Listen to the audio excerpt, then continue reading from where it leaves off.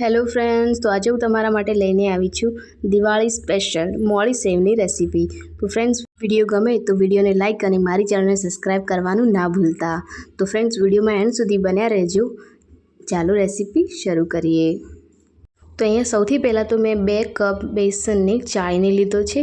તો બેસનને આપણે હંમેશા ચાળીને જ લેવાનું છે। આપણે ગમે ત્યારે કોઈ પણ જાતનું નમકીન બનાવતા હોય ત્યારે આપણે બેસનને ચાળીને જ લેવો જોઈએ, જેથી એના અંદર કોઈ લમ્સ ના રહે। હવે આપણે એમાં 1 ચમચી હળદર એડ કરી લઈશું। ત્યારબાદ તેમાં સ્વાદ પ્રમાણે મીઠું એડ કરી લઈશું। હવે તેમાં 1 ચપટી એવી હિંગ એડ કરી લઈશું। હવે આપણે એમાં 2 ચમચી કોર્નફ્લોર એડ કરવાનો છે।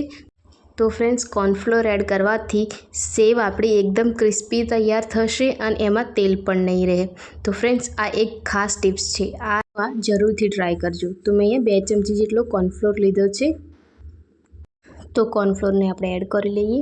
હવે આપણે બધી જ વસ્તુને સરખી રીતે મિક્સ કરી લઈશું, જેથી બેસન અને કોર્નફ્લોર બંને સરખી રીતે મિક્સ થઈ જાય। તો આપણો કોર્નફ્લોર અને બેસન સરખી રીતે મિક્સ થઈ ગયું છે। તો કોર્નફ્લોર અને બેસન આપણું સરસ રીતે મિક્સ થઈ ગયું છે। હવે આપણે એમાં મોયણ માટે તેલ એડ કરીશું। તો મેં અહીંયા 2 ચમચી તેલ એડ કર્યું છે। તો હવે આપણે પાણી એડ કર્યા પહેલાં આ બધી જ વસ્તુને હાથની મદદથી એકવાર મિક્સ કરી લેવાનું છે।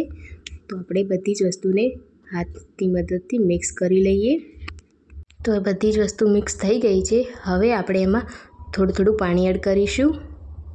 આપણે થોડું પાણી એડ કરતા જવાનું છે અને સેવ માટેનો આપણે સોફ્ટ લોટ તૈયાર કરી લેવાનો છે। તો આ જ રીતે આપણે બધો જ લોટ તૈયાર કરી લઈશું। તો આપણો મોળી સેવ માટેનો લોટ એકદમ તૈયાર થઈ ગયો છે અને એકદમ સોફ્ટ પણ તૈયાર થઈ ગયો છે, તમે જોઈ શકો છો। હવે આપણે હાથમાં થોડું તેલ લગાવી તમે જોઈ શકો છો અને આપણે લોટને સરસ રીતે મસળી કાઢીશું। તમે જોઈ શકો છો કે મેં અહીંયા તેલ લગાવીને લોટ એકદમ તૈયાર કરી દીધો છે અને લોટ આપણો એકદમ સોફ્ટ તૈયાર થઈ ગયો છે। તો આ રીતનો મેં સંચો લઈ લીધો છે, એમાં તેલ પણ લગાવી લીધું છે અને એમાં જાળી પણ ફિટ કરી લીધી છે। તો મેં આ સેવની જાળી લીધી છે। લોટને ભરી લઈશું। તમે જોઈ શકો છો કે મેં લોટ પણ અંદર ભરી લીધો છે। તો આ રીતના આપણે તૈયાર કરી લઈશું। હવે ઉપરથી ફિટ કરીને બંધ કરી લઈશું। તો બંધ કરી દઈએ। તો આ રીતે તેને બંધ કરી લઈશું। આપણે આ રીતે રાઉન્ડ ફેરવી લઈશું અને તેને બંધ કરી લેવાનું છે।